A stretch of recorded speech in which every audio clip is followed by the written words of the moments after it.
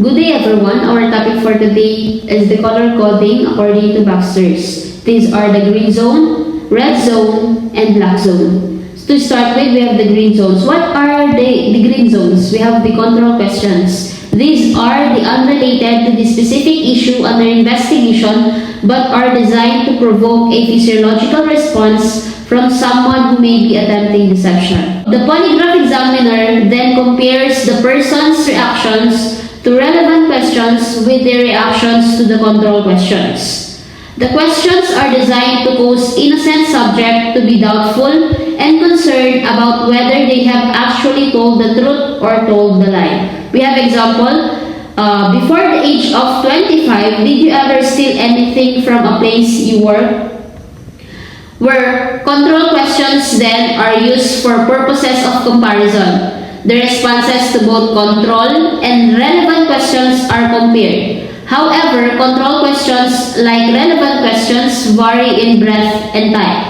One type of control questions concerns what is hypothesized to be the same kind of issue that is under investigation at the time of examination. May example po tayo. For example, the case is a theft case. So, ang magiging relevant question niya is, did you take the $750 from Jones' office? So, ang magiging control questions niya po doon is, other than what you have told me during the pre-test interview, have you ever stole anything in your life?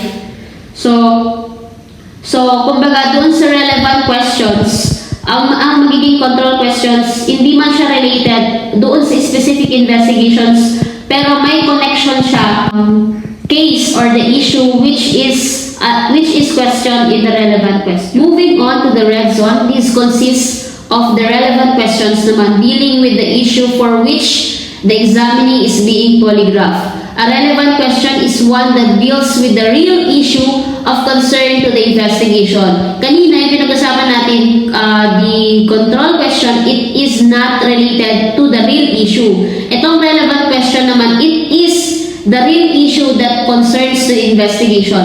We have the example, in the investigation of a theft, example ko kanina, a relevant question might be, did you steal the money? Or did you take the $750 from Jones' office? These are examples of the relevant questions. Another is the case of murder. A relevant question might be, did you kill Pedro? Did you kill Juan? So these are the examples of irrelevant questions.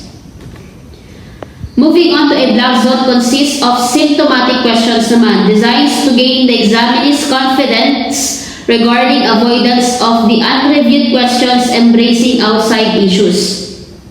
When we say black zone questions, these are included to uncover examinee concerns about an issue outside the scope of the red and the green zones, or the control questions and the relevant questions such as involvement in another crime. We have the one type of symptomatic questions. We have, do you understand that I am not going to ask any trick or surprise questions? Is designed to test whether the examinee trusts the examiners. Words that no surprise questions will be asked. A large response is symptomatic of distrust. So yung unang type is, kumbaga, tinatest niya kung yung examinee ba is may trust ba siya doon sa examiners. Then a second type of symptomatic question naman is there something else you are afraid I will ask you a question about even though I have told you I would not? Is to test whether there is some other issue the examiner is concerned about, like another crime that may be absorbing his or her arousal. So, doon sa second type of symptomatic question na yun, doon tinetest ni examiner kung doon sa real issue is may other issues pa ba na concern si examinee, like another crime. Moving on to the Department of Defense Polygraph Institute by spot zone comparison technique. The first zone contains the relevant questions concerning primary, secondary, and sky questions. The second zone is used when there is only one question or issue that must be addressed in the examination. The zone comparison test, or ZCT, is one of the most commonly used polygraph format. It is a form of control question test and is considered a single issue test as opposed to the modified general questions. So, under this, we have the Department of Defense Polygraph Institute by spot zone comparison test question sequence. Number 1, we have the irrelevant. Example of irrelevant questions are: the light on this room open? Number 2, we have the sacrifice relevant. Regarding that stolen money, do you intend to answer truthfully each question about that? Then we have the number 3, the thing that we discussed a while ago, the symptomatic. Are you completely convinced that I will not ask you a question on this test that has not already been reviewed? Then number 4, the control question or under the green zone. Prior to the 1990, did you ever steal from someone who trusted you? Number 5, we have the strong relevant. Did you steal any of the money? Then number 6, the control. Number 7, the relevant. Number 8, the symptomatic. Number 9, the control. And number 10, the weak relevant. Do you know where any of that stolen money is now?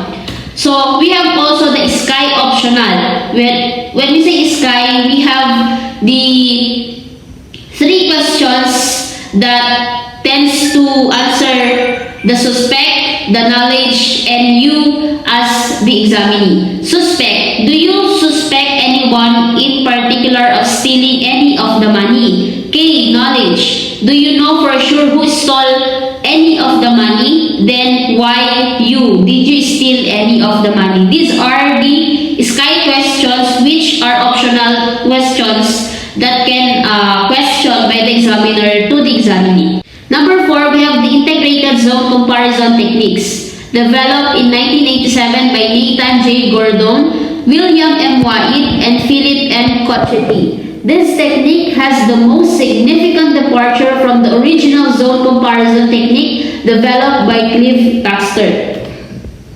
The IZCT format is a 13-question test consisting of 4 irrelevant questions, a symptomatic question, 2 weak relevant questions, 3 probable lie comparison questions, and 3 flexible relevant questions.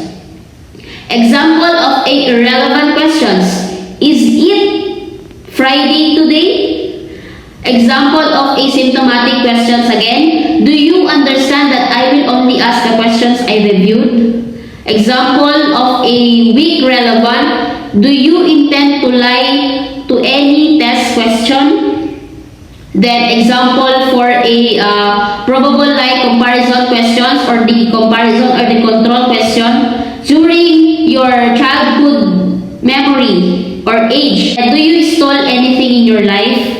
Then last, we have the flexible relevant, which is the primary or secondary relevant questions depending on the type and fact of the case. Much of the design of the integrated zone comparison technique was based on the formatting principles from the Baxter zone comparison technique, although there are significant differences. Developers of the IZCT allow the examiner the flexibility to use the same test structure for both single issue and multiple issue cases. Pwede po siya sa isang issue lang or for other related issues. The IZCT is unique in that it uses a rank ordering system of analysis called the horizontal scoring system. Moving on to the UTA zone comparison technique, the structure of this technique is basically the same for single issue tests as it is for multiple issue tests. However, instead of using relevant. The UTA zone comparison technique begins as other testing procedures do with the pretest interview accomplished in a non-accusatory manner. So, ibig sabihin lang dito, no? Yung UTA zone comparison technique daw, like other test procedures do, yung integrated zone comparison technique, and the by spot zone comparison technique, nag-i-start yung testing procedures in a pre-test interview, then accomplished in a non-accusatory manner. So these are the UTA zone comparison techniques. We have the irrelevant, sacrifice relevant, symptomatic, control, relevant, irrelevant, control, and relevant. So these are the 10 techniques that UTA zone comparisons. Ito yung sinusunod nilang mga techniques in formulating questions. So, math notes regarding the UTA technique that at all times, relevant test questions responses at each position are compared only with the responses to the previous control question position.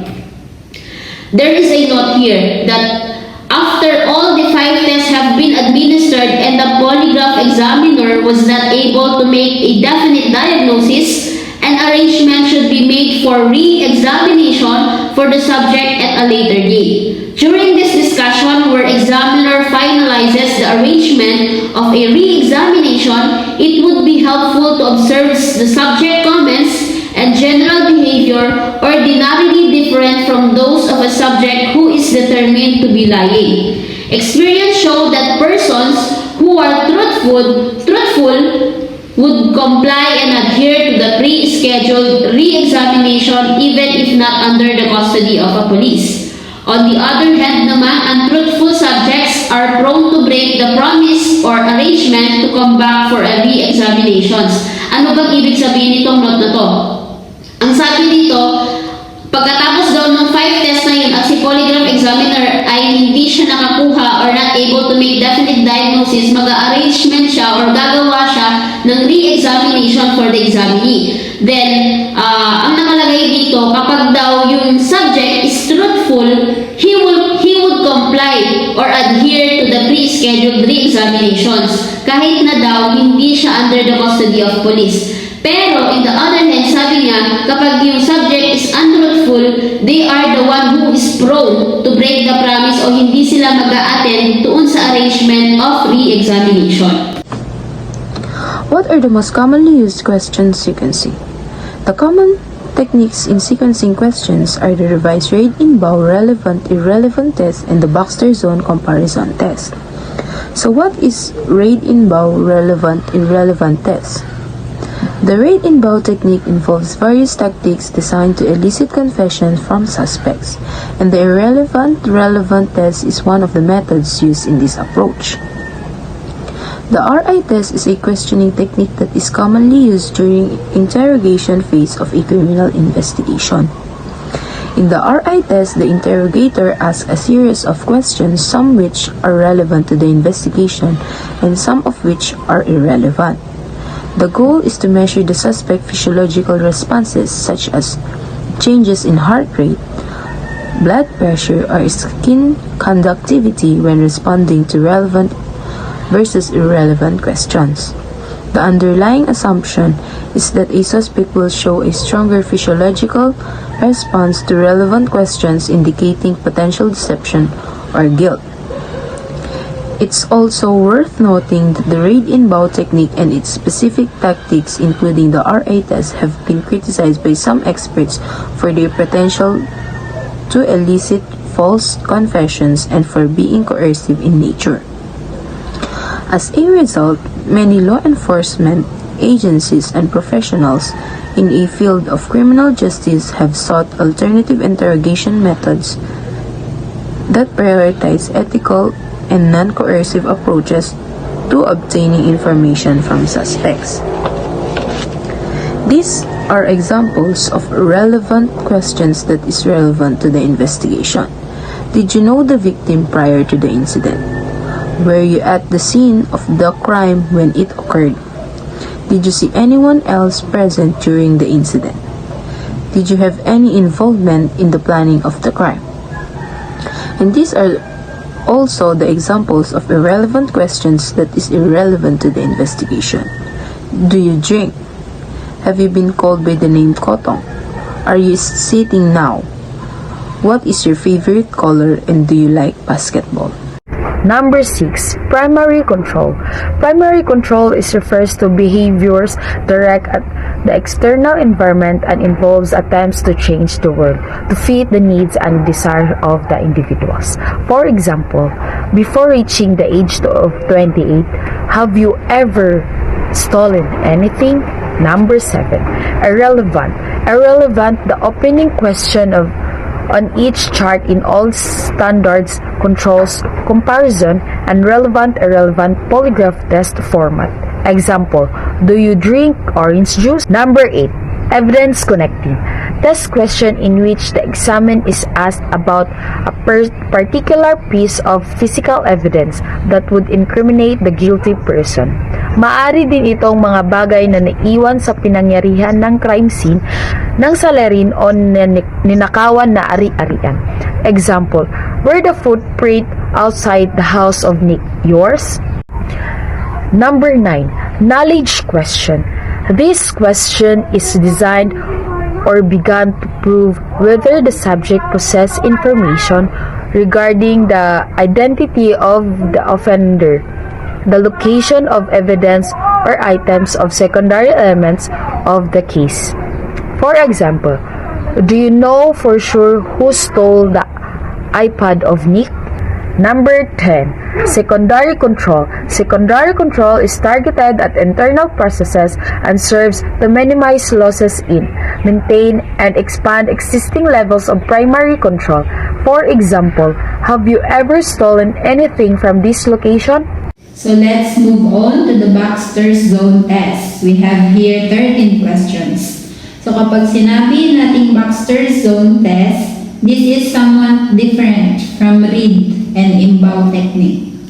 So the questions will be formulated and the test will be constructed in the sequence as follows. So ito yung magkasunod-sunod ng paggawa ng Baxter zone questions. First is the irrelevant. At ito yung hindi siya related sa issue na pinag-uusapan nung examiner and the examinee. Example is, have ever been called by the name Pedro? Sacrifice relevant. Regarding the stolen iPad and Ferrari toy collection, do you intend to answer truthfully each question about that? Next is the symptomatic. As what Ms. Rosemary Libutan said a while ago, so kapag sinabi nating symptomatic, these are the questions uncovered from the red zone and green zone questions. Yun. Example is, are you completely convinced that I will not ask any question on this test that has already been reviewed? Can you remember stealing anything before you were 25 years of age? Parang pinaparemind ka niya kung may nagawa ka bang pagnakaw nung bata ka pa, ganun. Then, fifth is the strong relevant. Did you steal Nick's iPad? Then, number 6 is the control. Other than what you told me, did you steal any other things from your locality? Strong relevant question. It is defined as a verbal stimulus of primary importance projected in a form of question which overcomes psychological excitement level and causes nomograph, cardiosphygmograph, and galvanograph tracing. Changes from the subject's sociological norm. The example for strong relevant question. Did you steal the missing item from the workplace? Were you present at the location where the theft occurred? Did you have access to the area where the stolen item was kept? Next is the symptomatic question. Its function is to detect and evaluate the presence of outside issues which may suppress response to relevant questions. This is often true that the subject is feared that they might be asked another questions or cases in which they are involved but are not the subject matter under investigation. Example, is there something else you are afraid I will ask? Have you ever lied to a supervisor? Next question is the Guild Complex Test. This test is applied when the response to relevant and control questions are similar in degree and in a consistency and in a way that the examiner cannot determine whether the subject is telling the truth or not.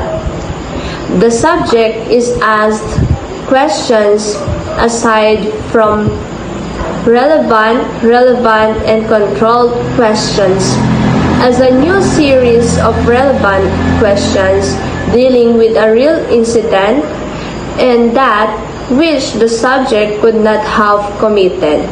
If the subject does not respond to the added relevant questions, it indicates that the subject was deceptive as to the primary issues under investigation. However, no conclusion can be drawn if the response to the added guilt complex is similar to the real issues questions.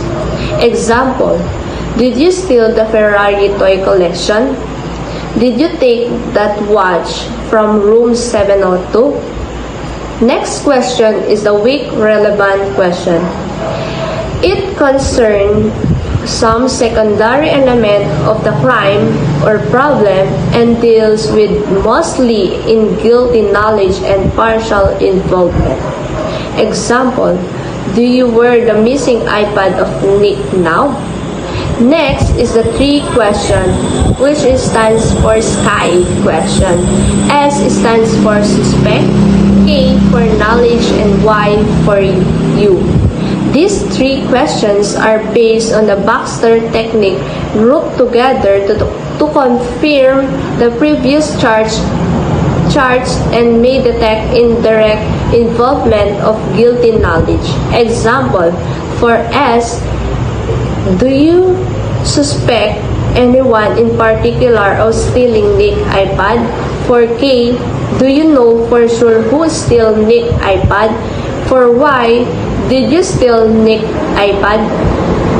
Is there any specific test for specific events or scenario used in the polygraph technique? Number 1, we have the known solution peak of tension. What do we mean by this? This is administered when a fact relating to the event is known only to the perpetrator of the offense and the victim, police, and client. This material fact, whether it would be particular make of weapon and etc., is inserted into tests comprising a list of similar items. The examinee is tested to determine his guilty knowledge.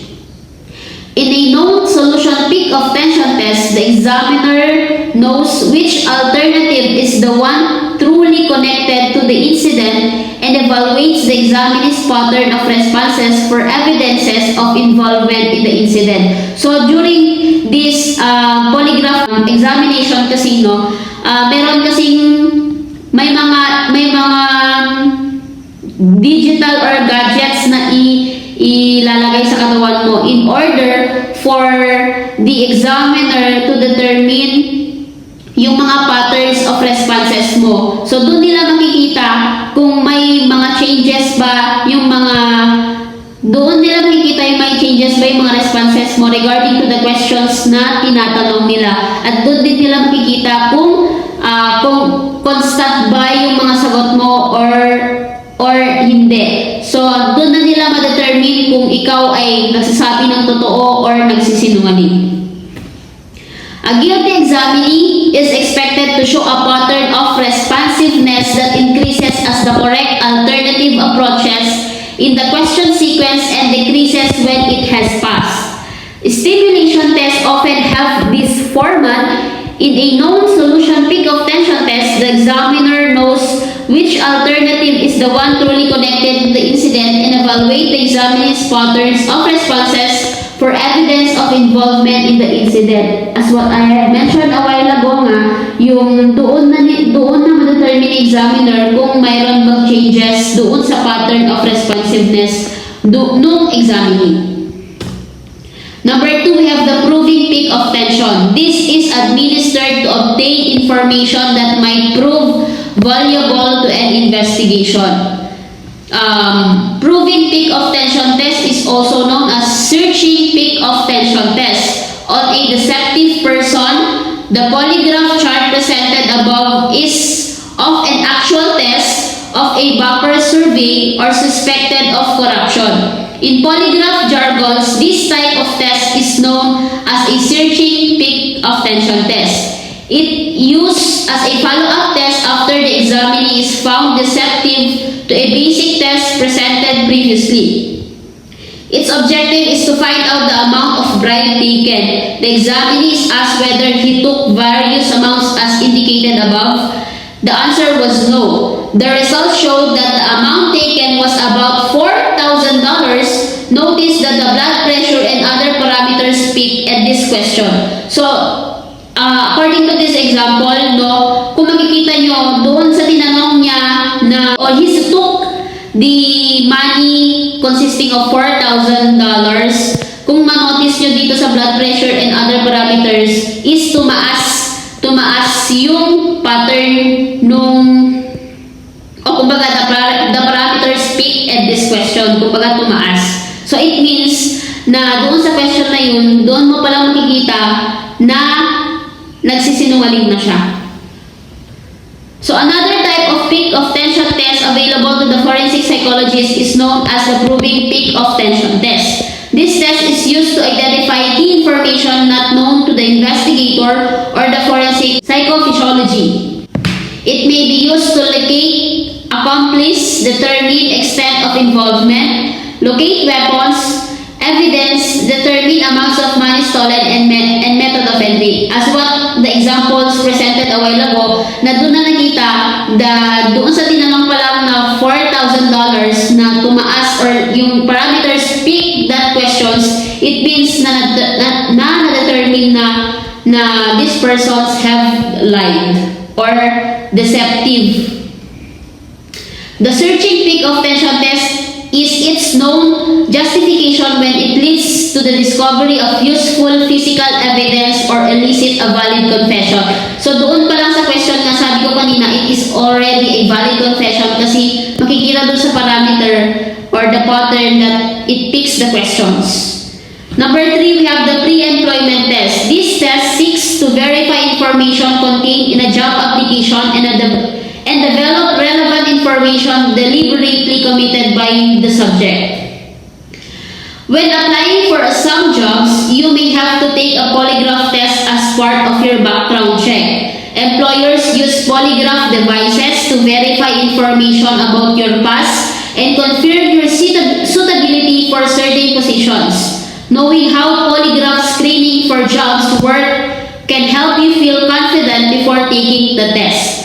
In this article, we explain the purpose of polygraph tests for employment and share tips that you can use for a stress-free polygraph experiences. So, dun pala, sa applying for jobs, nagkakaroon din po ng polygraph testing for you to or for the applicants to test kung suitable ba siya doon sa positions na yun.